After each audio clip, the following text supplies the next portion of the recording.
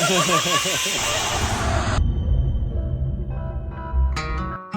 Jeremy McGhee. I travel around in my van, riding, adventuring, and meeting cool people. Hopefully you're inspired to do the same. This channel is sponsored by Sierra Nevada Brewing Company. Enjoy responsibly. Hello, and welcome to this episode of the Unpavement. Wow, it's been a long time since I sat in front of a camera. It feels good and awkward at the same time. A lot of you have been asking about my trip to Alaska, and I am here to announce that it did not happen. But I had a really good trip to the Northwest. I learned a lot, which, as we all know, is code for it was difficult. But all the difficulty in learning was necessary so that I could fulfill my dream of paddling with orcas. That's what this is all about.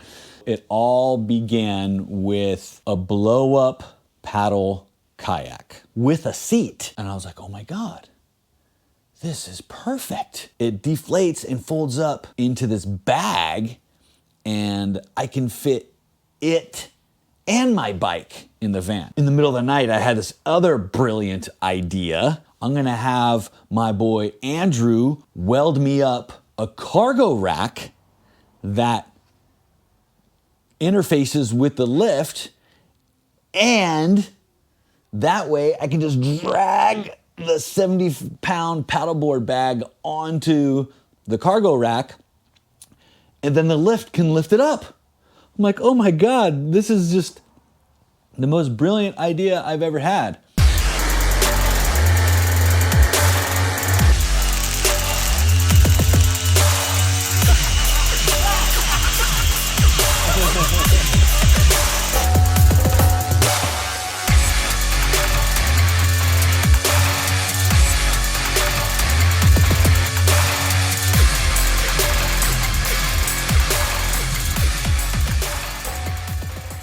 From there, I drove to, what lake was it? I can't remember.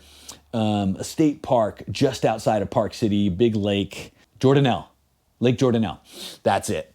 I camped at Lake Jordanelle with my friend Annie, and she helped me get this paddle kayak to the water. I'm gonna tell you right now that it was a complete fail. Just pumping it up alone is so difficult. And then here's the thing. I mean, I could get a compressor, I could get a wheelie cart, I could do that, but I could not fucking paddle it for the life of me. Annie got in it to try to paddle it to see if it was because, I didn't have the abs, or, it was a paraplegic issue. No, she couldn't paddle it either. It was so much work that it's too much work. It was a total fail. I wasn't really thinking, and I headed north with this thing on the back of my van.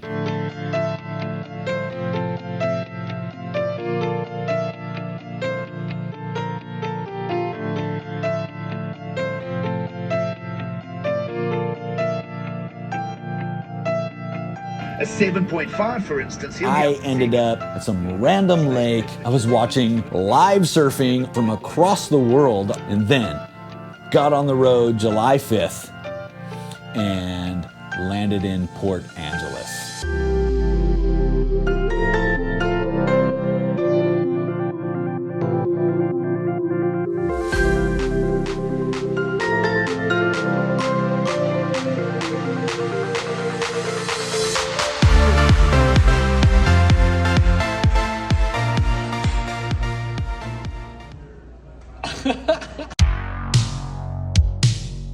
This is Brock Wagner, everybody. He is a beautiful man specimen.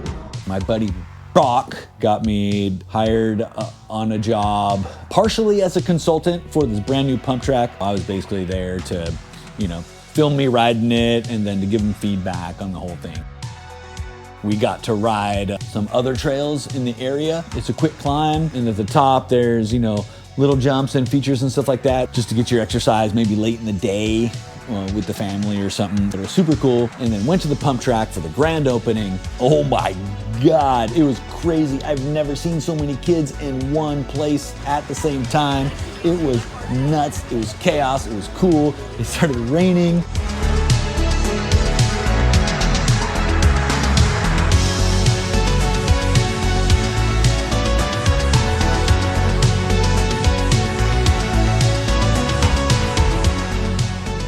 Aaron Hot Wheels, you're awesome, bro. That was so cool to meet you, hang out with you, but also see you in action in person. What a cool freaking guy, man. After Port Angeles, I had a campsite for one night on Lopez Island in the San Juan Island chain.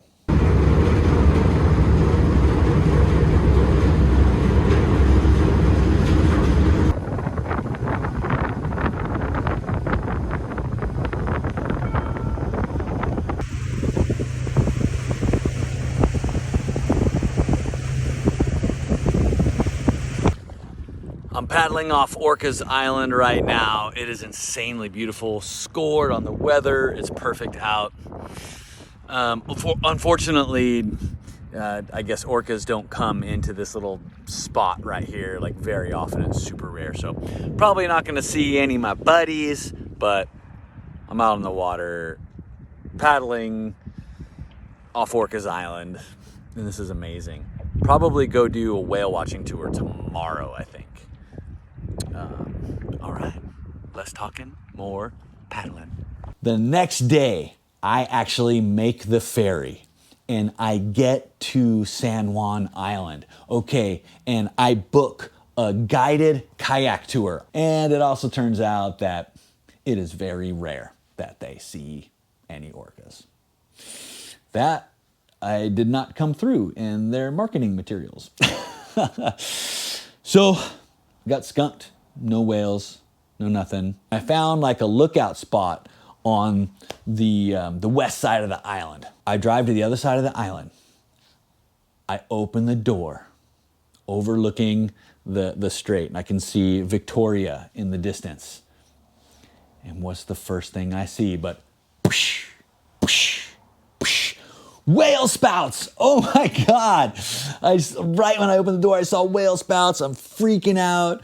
Oh, I was so stoked. I did not get skunked. No other spouts after that. So the timing was crazy. It was literally right when I opened the side door. That was it. I took the ferry back to the mainland. Here's where it came decision time.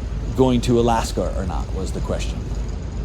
It was going to be about $3 grand to drive from Whistler to Juneau and back. I was also told that there's often road closures, so you need to carry extra gas with you just in case you have to drive further than you think, and there's no gas stations on these detours and stuff like that. You're out in the middle of freaking nowhere and there's no service. I got nervous for that information. I was like, oh, I need to carry extra gas if I'm gonna do this. And $3 grand's a lot of money. And I'm gonna be renting a kayak and being uncomfortable. So I was ready to be home. So I aborted the Bellingham, Whistler, and Juneau portions of the trip with the intention of coming back next year. I'm going to go back to plan A. I returned the blow up paddleboard. I sent that back. Thank God that's gone. And I'm going to have this custom paddleboard shaped. I want to be there for a few weeks at least. Paddle every day with this paddleboard and have a setup where I can launch it easily by myself and paddle every day and hopefully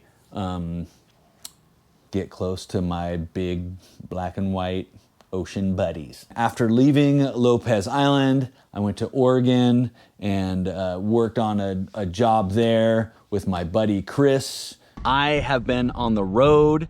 It's been a crazy trip. I'm gonna do another video to tell you all about that. But today, I am in Portland and I'm with a couple very special guys.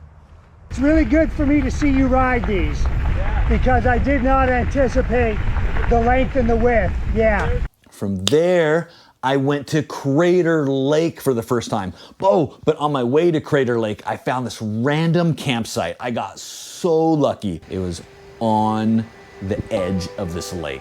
It was so perfect. I drank a beer and watched the sunset, and I was so stoked. From there, in the morning, I went to Crater Lake for the first time.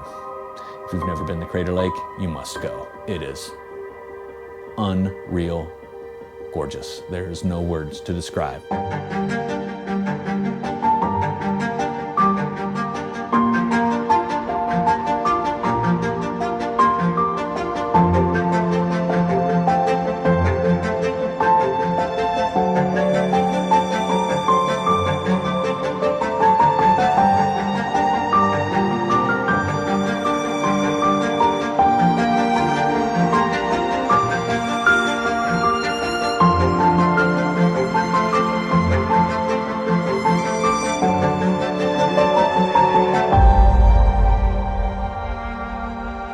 Then I went and camped on the north side of Mono Lake. I found this awesome spot overlooking the lake.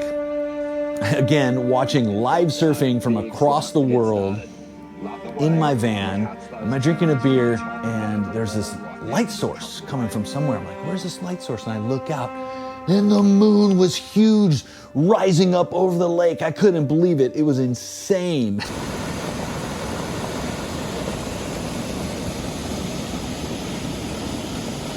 And then I went to Mammoth. I rode with my buddy Ben, and we rode 2 new trails. And there's a drop at the end? There's a little mini drop.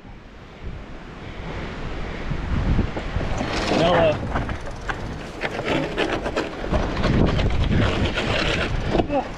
Yeah. So you're staying to the...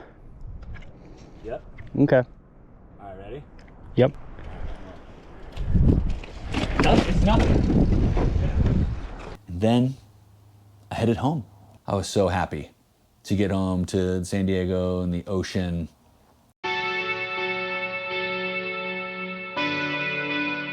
Anything that is worth anything takes some element of enduring and hardship. The harder it is, the more effort it takes, the more you have to put out to make it happen, the greater the level of accomplishment and thankfulness on the other side of that.